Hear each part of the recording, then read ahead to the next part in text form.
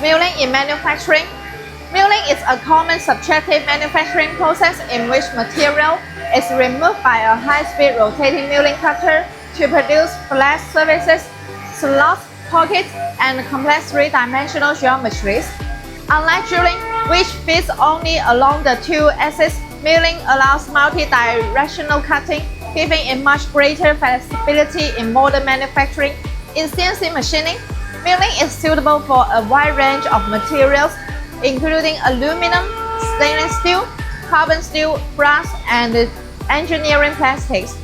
By properly measuring spindle speed, feed rates, and tool rigidity, dimensional accuracy of plus or minus 0.01 mm can be achieved consistently.